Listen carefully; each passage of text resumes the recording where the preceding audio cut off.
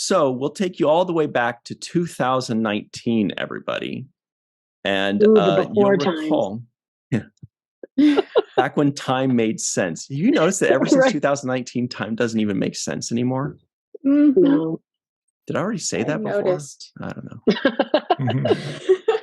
So this is change.org. It says, CBS, give us a pre-TOS Star Trek series with Captain Pike. Struggle is pointless. I don't know what that means. That's a little funny. And 30,000 people signed this thing. Let's get it to 35,000. There's still time. Apparently this worked. Apparently 30,068 people made this thing work, and everybody that shared it. And we got a Captain Pike series entitled Strange New Worlds. How is that relevant to today? Well, fast forward to the year 2023. Sounds like the future. Also on change.org, somebody started something called Make Star Trek Legacy with Terry Matalas as showrunner. And 44,631 people have signed this already. So the question is, after if 30,000 showed up on those guys' podcast, if 30,000 people signing got CBS to do the Pike show, is 44,000 enough to get Legacy? Now, were they already considering doing Pike? Who knows? Are they already considering doing Legacy? Who knows? Do they double every year where they're like, okay, 30,000 was enough this year, but next year it's got to be 60,000?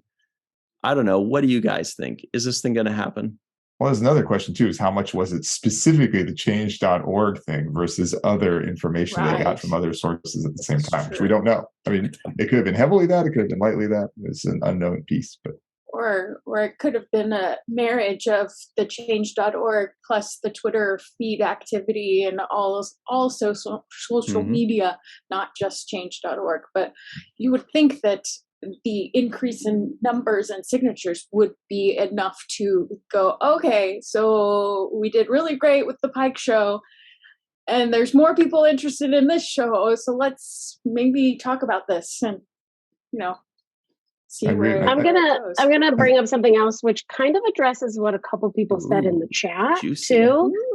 I know. So I think you're correct, Lisa. I think it's a combination of a lot of things, right? I think it is the petition because that's a very visible, easy numbers. Here it is. It's how many people clearly are saying yes. I think it is a lot of social media, right? Like how many people are hashtagging Star Trek Legacy. I think it also has to do with do the creatives want to do it? And obviously a lot of the creatives do. But I also think because we do have to be realistic, and this was addressed in the chat a little bit, Paramount is a business, right? It's a corporation and it's about making money a lot of the times. So A lot of the times? They do that? A lot of the all the time, whatever, all the time. Yeah, let's just be real, all the time. Like whatever. But like in that sense, what makes money? People watching the show. So there were several people in the comments that said, oh, now that I've watched, I can just unsubscribe. Here's the thing though. You need to continue watching, right? So again, if we have stuff on pause right now, then you need to go back. Look, don't necessarily have to watch season 1 and 2 of Picard. Season 3 is by itself. That's how I feel about it, but whatever. Oh, you can watch season 1 and 2 of Picard, but I don't know. I just feel like with Legacy going on, if you're going to want Legacy, rewatch season 3 of Picard. You need those numbers to hit. And my understanding, I'm not entirely certain, but my understanding is it isn't just like per subscriber every time they watched it. No, I think it is however many times it runs through. And I know that they have analytics on this. How many times does the episode run all the way through? How many times does somebody watch 5 minutes and then bails out? They even know where people stopped, stopped watching. Yeah. So that's the thing. It's like, if you want, yes, please sign the petition. Yes, please continue doing all the social media. Yes, please make your voice known. Hey, go old school and literally physically write a letter and send it into Paramount. Why not? But also watch the episodes. Watch them. Watch the rest of Trek. Which also helps the writers. Yeah, also that's a great watching point. the episodes because it helps the writers get hired after. You got to look at yourself as an investor. If you are investing your money into the subscription, if you're investing your time into watching this thing, you are going to get returns. You're going to get returns in new content. We're all very minor investors. Signing petitions is great, but like Nikki says, you gotta, I would not recommend canceling your Paramount Plus thing, because look, if everybody does that, Paramount Plus is going to have less money. Paramount Plus has less money. Guess what happens? Less Star Trek. That's it. Because they don't have the funds for, not just for the writers to pay the writers, but everybody who is involved in production. It's a huge machine that goes into making a show, a film, anything, and that cancellation affects everyone involved. I strongly suspect that a positive indicator is the success of Picard season 3 relative to, say, Discovery season 2, which Discovery season 2 did well. I think Picard season 3 did much better. I think. I mean, I haven't seen the numbers myself, but my impression is I don't remember things about records being broken and being in big lists when Discovery season 2 was out. Whereas that's clearly been the case for Discovery season 3. So I'm sorry, for Picard season 3. My understanding is from what I've seen is that Picard season 3 literally broke a bunch of records, and maybe that's because they did bring back the legacy characters, right? Certainly. That's probably a huge push as to why. I mean, it's very clear if you look at the ratings, if you look at Rotten Tomatoes, if you look at IMDb, all those things that production people look at, industry people look at, all of that. There's a reason, the season 3, they've all been spiking, right? Even to the point that, again, because I'm an I Stand Beverly Crusher cat, basically, I've looked at Gates McFadden's IMDb, her star meter, which is a thing in the industry for actors, it has peaked and it has spiked. I mean, she's jumped ahead a bunch of people, right? And it spiked on episode 3, which is a big episode. Better not be ahead of Norman Fell. That's all I got to say. I don't know. She was at 294 or something. It was a big deal. Norman Fell was Mr. Roper on Three's Company. But even the show itself has picked up, and the 98% rating on Rotten Tomatoes, all of those things go into play. But yes, just watching. And again, if you don't want to watch Picard again, or you want to take a break, that's fine. But watch other Trek. Just watch more Trek. Because the actors are still getting residuals from each watch that you do. So it still affects everyone, not just writers. So Peter C. mentioned something interesting in the live chat that's relevant. He says, Paramount just purchased the Star Trek Legacy domain name from a private fan for $5,500. So there's that.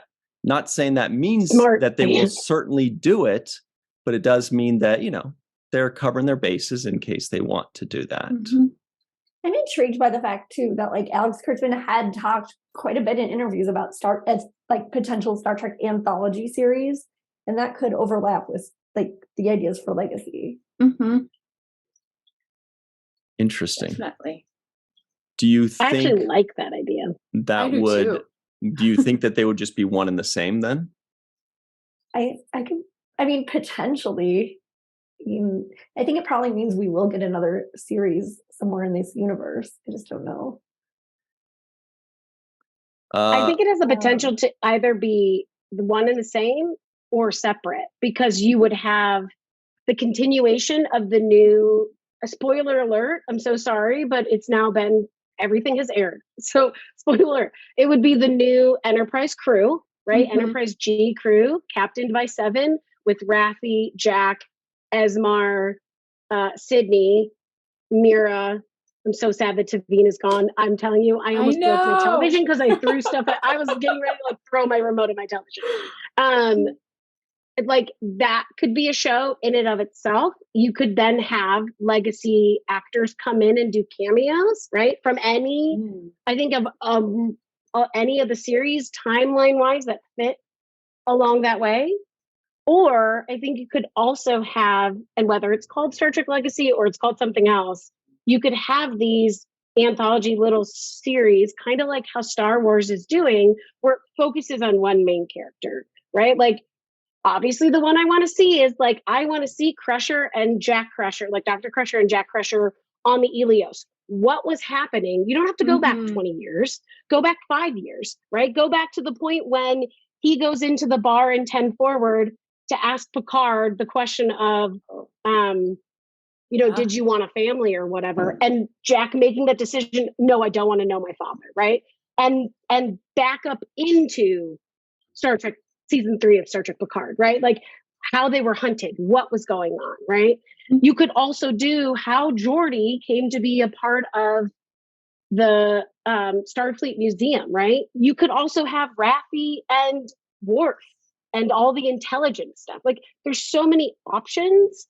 And I think they did that on purpose, is to leave it open to a lot of options. I mean, that'd be smart writing on Terry Matalas's part, I'm sure, because I like to call him a genius, put a swear word in front of it, but I like to call him a genius. So I think there's a potential for a lot of different things. Obviously, the obvious name of some sort of next Trek is Star Trek Legacy. Aaron Walke says the biggest thing for getting a show to succeed is watching it. So he agrees with Nikki especially to completion. Especially to completion. Yeah. So and also just John turn Lutton. off that setting and just let it run. Just let it run in the background. You don't have to watch it. You can just let it go in the background. I like to watch it. Right. Also, John Lutton in the live chat says Mr. Roper was definitely DL gay. I think that tracks. I think it's not a stretch. I mean, we could talk queer Trek all you want. If you want, I have a read on Jack Crusher. I think he's pan. That's just me. I'm pan. I think he's pan. Just me. He doesn't sit right in chairs. Just it's a queer Neither thing. Does it's Riker. Totally no. Well, right. Riker thinks it's a saddle. To friends, Women at Warp. If you go listen to Women at Warp, they have a podcast about pan and bisexual, and they actually talk about how they think Riker is pan. I wouldn't be surprised. Right? I wouldn't either. So let's get up in this talk about Legacy just a little bit more from trekmovie.com. Mohammed, if you will. I think we covered most of it, but let's get the basic ins and outs here. If you would please, fans signing up for Legacy. All right. On Monday, it's referring to trekmovie.com, posted an update with comments from executive producers Alex Kurtzman and Terry Matalas, explaining a Picard spinoff isn't currently in active development. But the two have been talking about it, as well as the fan reaction to season 3 of Picard. At that time, a petition calling for Legacy had just over 27,000 signatures.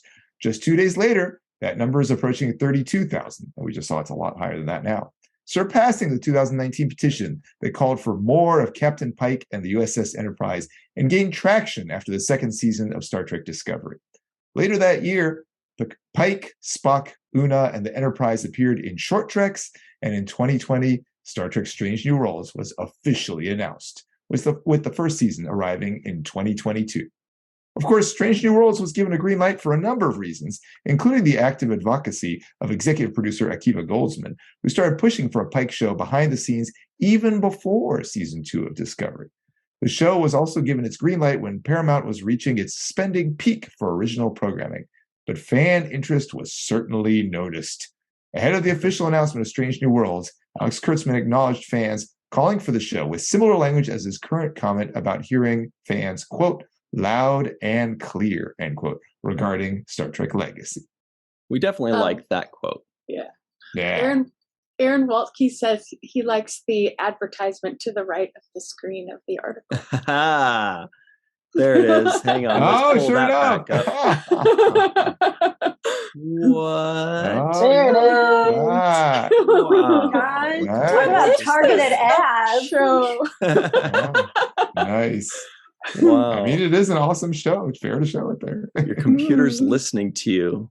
I'm like, hey, I like Star Trek Prodigy. And it's like, Prodigy. And you're like, thanks, computer.